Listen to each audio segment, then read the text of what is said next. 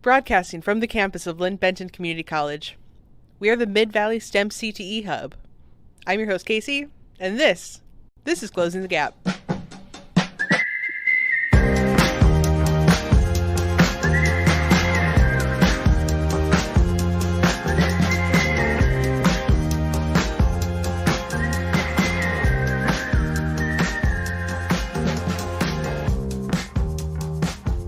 Bicycles are just cool. Most of us when we were kids had a bike, and into adulthood, still ride bikes for fun, to commute around our communities, and it is a vessel for adventure. I know when I was a young person, my bicycle was my source of freedom and entertainment, and it would take me all over my town, until the chain would break or the tire would get a flat. Did you know that bicycles were first invented in 1817 in Germany? It was made of wood and had no pedals, brakes, or a chain. Our first guest this season is Cassie Hidalgo, bicycle mechanic, and the owner of Gladys Bikes in Portland, Oregon. Hello, Cassie. Oh, hey.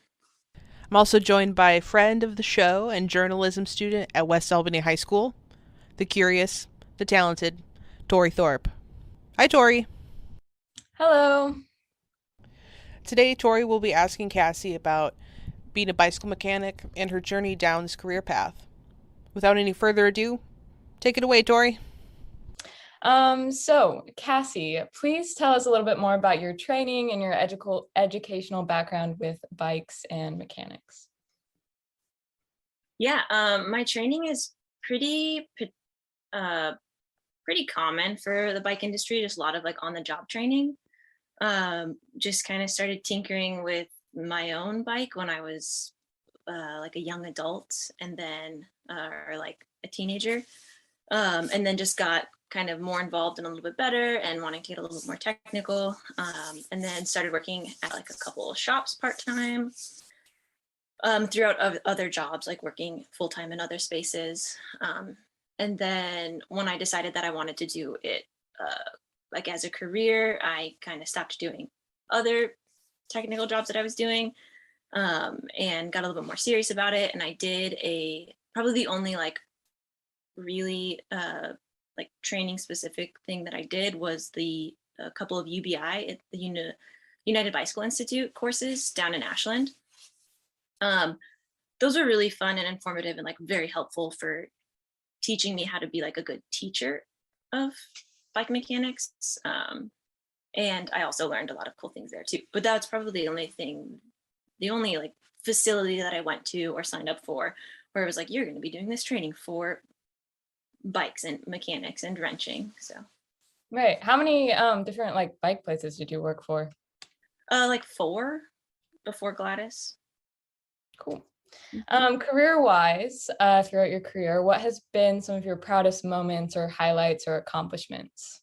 The most recent is owning Gladys Bikes. I think owning a bike shop is a pretty different like job on the daily than just being a mechanic. And I think that I feel really honored and proud that Leah, the previous owner, kind of thought that I could be capable of doing something like that, because it's a lot more than just wrenching, which I do a couple times a week still, or a couple days a week still, but it's a lot more like community focused and a little bit more, I guess, like holistic, if you were to use that word, as a bike shop.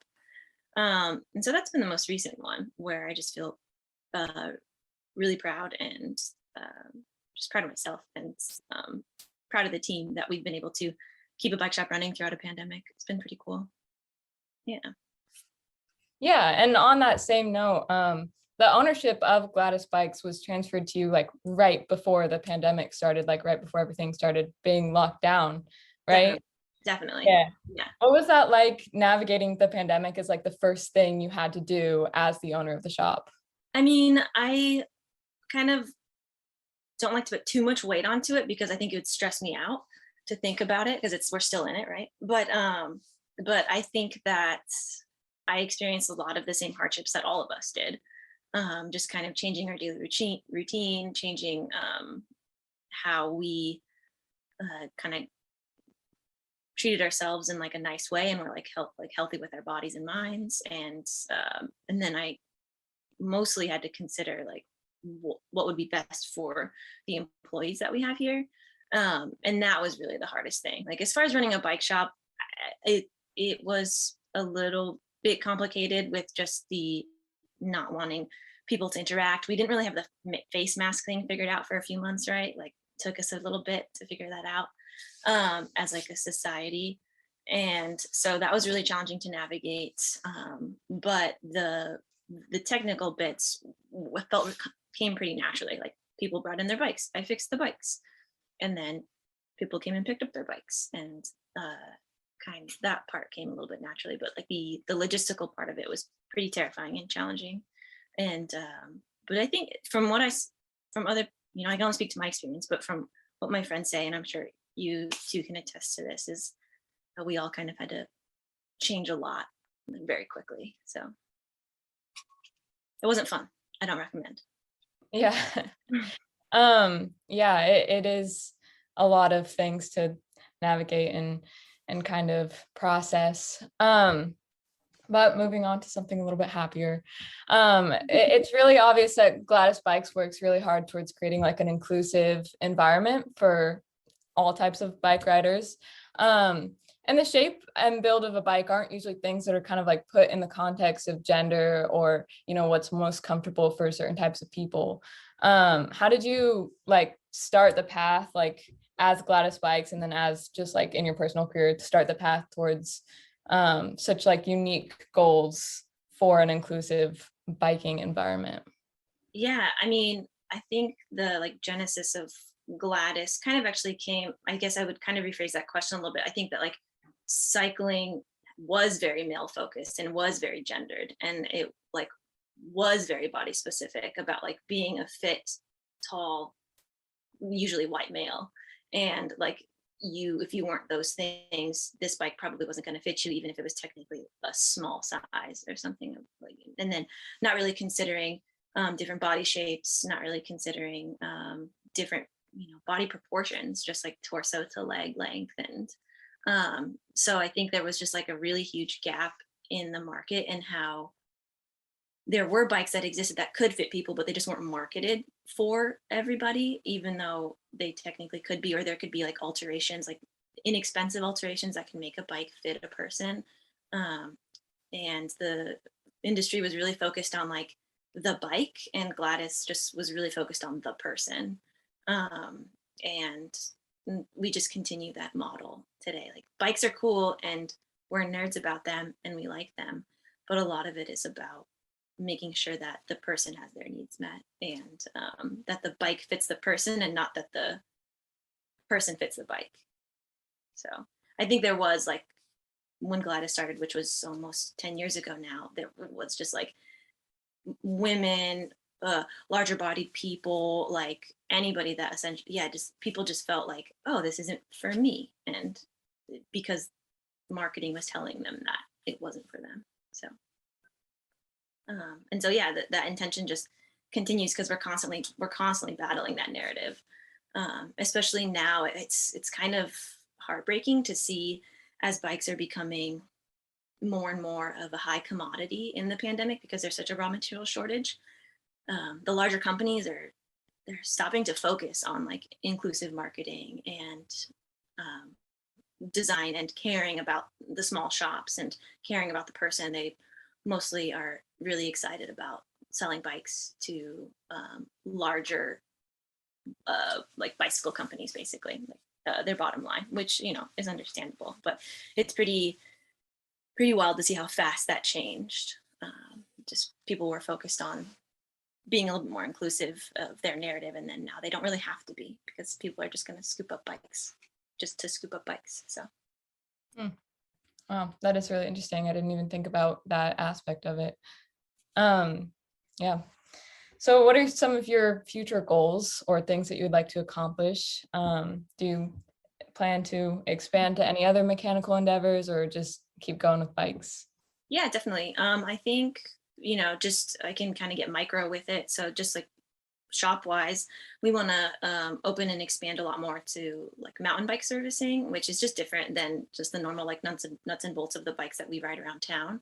mountain bikes just have a lot more gadgets to work with on them, different fluids and suspension systems and stuff. And we'd like to be, you know, a inclusive shop that works on people's mountain bikes, because the mountain bike shops that are nearby they're great, but they're just the experience seems to not be what some of our customers who also mountain bike kind of are looking for in their bike shop and where they spend their money. And then on like a bigger level, I mean, I think once we can kind of get back into doing more community focused stuff a little bit safer, we're really excited to continue that. And as a Latinx person, I'm really, really stoked to see so many of my friends like starting to do racing and starting to do, like, I don't know, it's really exciting. And so I think that it'll be a really fun time to kind of get more community focused fun events that are like really loud and happy and joyful. So and then we have some other things in the works too, but like kind of like a 5-year plan would just to be like somehow make some of the things that we offer here at Gladys a little bit more attainable for people that might not live in Portland. And I'm not entirely sure what that looks like, but you know, even if that just means like consulting with people or talking, you know, kind of just spreading the love and our experience here. So. Yeah, I love that. Yeah. You know, as a queer person and a biracial person in like such a mechanical field, such a male dominated field, what is it like navigating the professional aspects of owning a business? Do you feel like your identity affects the way that other people like interact with you or perceive you? Yeah, I think what I noticed kind of when I got into it, so I was a mechanic and a carpenter like side by side for my early 20s. When I got into it, it was kind of sad and a little bit hard to go home and like be like, my partner would be like, how's your day? And you know, I'd have these experiences of people either like patronizing me or thinking that I'm like not the mechanic, or thinking that, you know, just like thinking that I just like don't have the knowledge or experience to help them. Or you know, I could say very specific instances, but we'll just say that like I had a crappy day, and I would try and explain to my partner like why I thought that happened, and I would be like, maybe it was because I was young, maybe it's because I'm femme, maybe it's because I'm Latinx, like maybe it was because I'm very queer looking, very gay looking, and I just like couldn't ever figure out like why, which reason it was that that person essentially was like demeaning or rude, and then they looked around and there was like nobody else to help them but me. So yeah. uh, so when I was younger it happened a lot more, and I think a lot of that does come from just being young. I think anytime you're in a field and you know you seem young, you're gonna get treated in not the kindest way, because people are just going to assume that you just don't have the experience, which may or may not be true, but still we can ask people's experience instead of assuming. And then now, even as just like an established mechanic and business owner, it's pretty wild to see how anytime I even just like go into a bike shop that's maybe somebody doesn't exactly know who I am, and that happens all the time because you know, we're a small shop. It is pretty fascinating to see and feel like how people treat me, and I'm just like, wow, this is why we are needed, like this is why Gladys is here.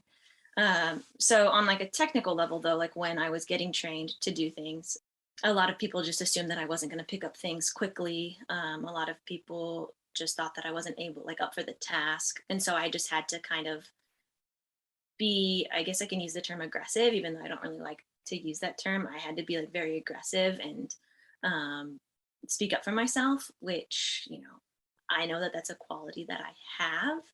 And I know so many of my lovely friends and talented friends and who just like don't feel comfortable doing that. And they would do certain jobs like way better than me, but they just were never given, you know, they were just spoken over or overlooked for a certain position, or a certain task even, like something as small as like a wheel build, like they would be able to accomplish it like faster and better. And they just weren't given that task for being a woman or being trans or, you know, what have you. People just assuming that they don't have what it takes. They're wrong. We got what it takes. Right. Yeah. Yeah. I think that's one of the reasons why intersectionality is like so important, because, you know, like if you're just a woman, then you're discriminated against. But when you have like the other aspect of being queer and being biracial, it kind of like you said, you couldn't figure out what they were discriminating against you for. And that's just confusing. Yeah, it's just something you kind of have to, there's nothing I can change about myself. So it was something that I just tried to be like, okay, well, that sucked. And, you know, I know my other, like the other apprentices that were around me, we would chat and like they were kind of on my side, but for the most part, a lot of folks are just like looking, you know, kind of looking out for themselves at that stage in a career, especially like an on the job training career. A lot of folks, and it's understandable, are like kind of just like looking out for themselves. And yeah, so it's sad how resilient we have to be, right? Like it's a bummer that we have to be so resilient, um, and that we have to tolerate so much. It makes us really, really like strong and really brave, but it is unfortunate how resilient we have to be. Yeah. And kind of going off of that, what have been some of your bigger career challenges? Like, what are some of the things that you faced that you've felt like you had to overcome? That's a good question. I mean, besides the pandemic, yeah. Yeah, I mean, I think probably the biggest one was just being taken seriously. So um, you know, I'm not very educated, like meaning like I don't have a very like big vocabulary. I don't ever like really like dress the part either. Like if we were supposed to like dress formally or something, I never really felt comfortable in certain attire, or nor could I like afford it. And so when I was going into certain jobs when I was younger, and you know, struggling, I would say, with security and like financial stuff, I felt that just being taken seriously as like somebody who's like here for it and like I'm willing to learn and I'm willing to be here. Um, and also like, yes, I know like I'm woman and yes, I know like I am these things but like I'm still here. So it took a lot. I had to be, you know, I would show up early, work late, do extra things, like learn a lot more, especially about bike stuff because I was kind of late to the game. I have friends who, you know, own shops or like really impressive mechanics or designers of bike things, and they've been working on bikes since they were like a kid, like a child. And I didn't really know that like biking as a recreational activity or for health and fitness or for fun or transportation was a thing until I was like 19. So I was a little late to the game. So I had to do a lot of like research on my own and a lot of tinkering on my own, out of pocket. And essentially I would just like come to work with knowledge that I didn't learn on the job, just kind of like at home practice and training. And that impressed people. And that was really hard because I like sleep and I wasn't able to sleep very much. Or just being able to manage a couple of different tasks at the same time.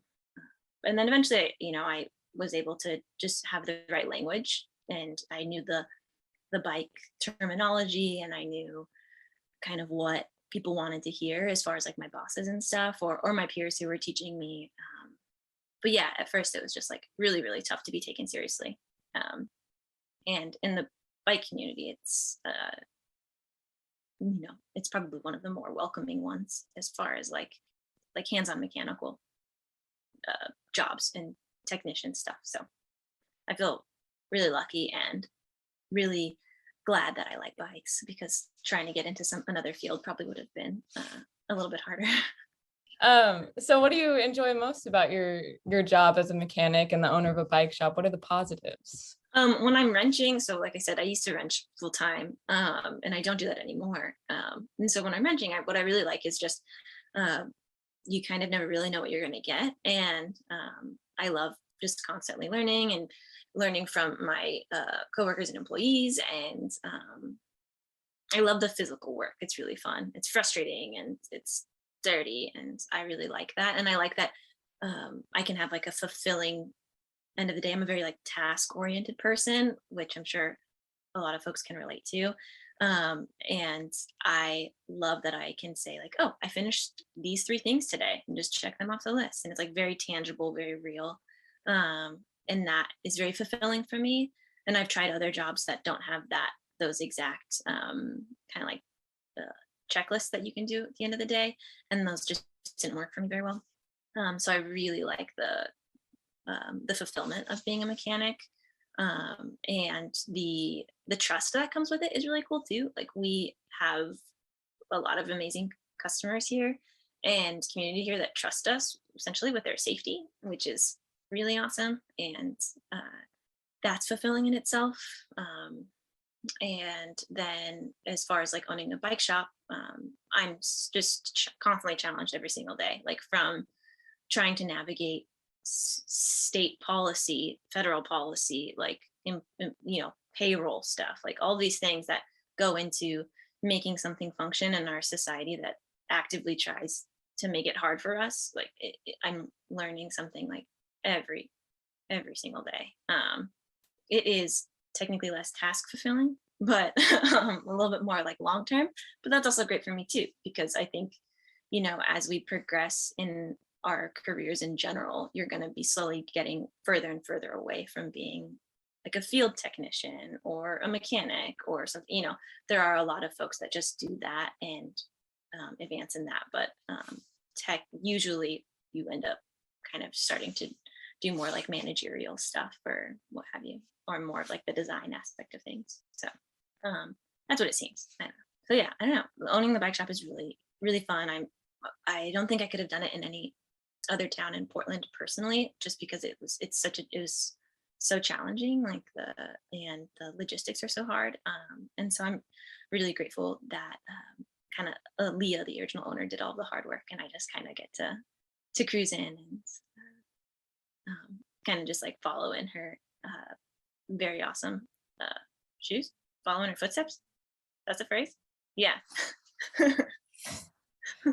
Yeah. Fill shoes, follow in footsteps. Fill somebody's shoes. I think that there we go. Okay. Lots of references. Yeah. I tried to avoid speaking in like analogies and metaphors because I just get them wrong. So you can make up your own. You're riding her bike. Yeah, I'm riding her bike. Yeah, so a lot of young women might not be super aware of like the career options that are available for them in STEM fields. So what do you think can be done to kind of spread the word to women about career options in those fields, and kind of getting started in something like that? I don't think that I'm highly qualified to answer this question, but I can totally just spitball and say what I think.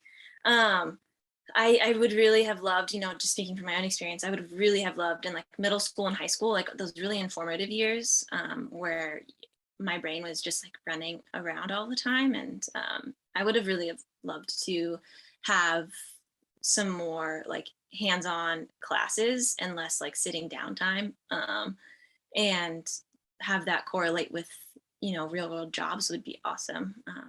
But like I said, I didn't really even know that like being a mechanic was a job that a person like would want. I was always kind of told that like doing anything in the STEM field or being a mechanic or doing anything with like even like mathematics was like something that, it's just like, no, you should just marry a rich white doctor. Like that's what you're aspire to be, that,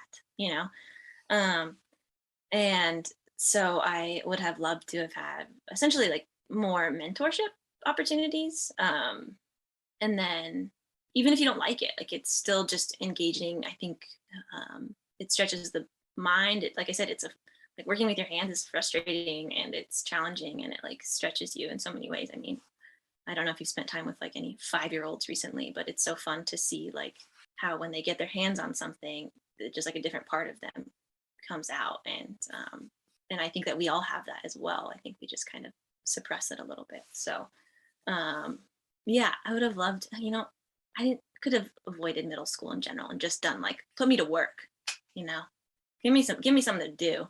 But yeah, so I think just like more exposure in general. And my high school didn't have like any, I think the only hands-on course that we had was like art, and then we had home economics, which is like cooking, and that was it. So like no like wood shop, or not even like I don't even think we had like a STEM club or anything. So right, yeah. And there's always that like encouragement to like, you know, when as soon as you graduate high school, you go to college. Like that's what I've been told my entire high school career, and I'm about to graduate and I'm like, yeah, but like I could also not go to college, right? And they're like, no, you have to go to college. yeah. Yeah. I will say that if I would have done what my counselor said, I would have not been in student debt, which is cool. Like I went to college for a few years and just didn't feel, then it just like wasn't for me. But I went to a school that was like further away, and so I didn't get like the yeah. Anyways, it's not fun to be in debt. It's not fun. I don't know. Yeah. Not at all. And so I think that totally that path can work really well for folks. But yeah, for me, it just didn't seem necessary, and I was good at it. It was just that I just didn't really feel like I was spending my time very wisely, and wanted to just kind of keep working. So I did. Yeah, that makes sense. Do you have any advice for women who are looking to follow a similar career path to you, specifically like mechanics and bike fixing and things like that? Yeah, I mean, I think just continually tinker and take things apart, put things back together safely. The main thing is just like understand that like your opinion is valuable, and that your time is worth something. And there are going to be people who try and make you feel like that's not true, but your experience, no matter how short or long it is valuable. Your opinion is valuable. Your time and your expertise are valuable. And I don't necessarily mean capitally, like monetarily, though that is also awesome when that lines up well, when you get paid for what you do. But just, you know, just in the heart of hearts, just knowing that like your experience is valuable. Yeah, we're constantly told that it's not. So yeah, that's fantastic advice. Mm-hmm. I think we have one more question for you. It's just like a fun personal one. What do you like to do for fun in your spare time? Oh, I like to do so many things. I love to like do all the Pacific Northwest things that our woods provide for us. So like hiking, mountain biking, mushroom hunting, just going for short walks, looking at flowers and trying to pretend like I know the names of them. I have a really awesome partner who I really enjoy spending time with and just chatting with whenever we get time to do that. And then locally in town, I pretend that like I know about food, but really I'm just have like fancy taste. And I just, I really like all the Portland cuisine that's here. And so I truly enjoy like going somewhere and experiencing something new. Yeah, I really like talking to my friends when I can. And that usually involves playing some type of sport that isn't biking. So any like silly ball sport that we all know from growing up, like basketball or racket sports or something like that. So I do enjoy doing those things, and watching Thorns games is really fun, and playing with my dog. Oh, so life's good. Got a good life. Got a good life. Mm-hmm. That's fantastic. Thank you. For sure. So much for doing this. I had a lot of fun. Yeah, cool. Thank y'all. Thank you for joining us for this episode of Closing the Gap. If you like this show, subscribe on Spotify.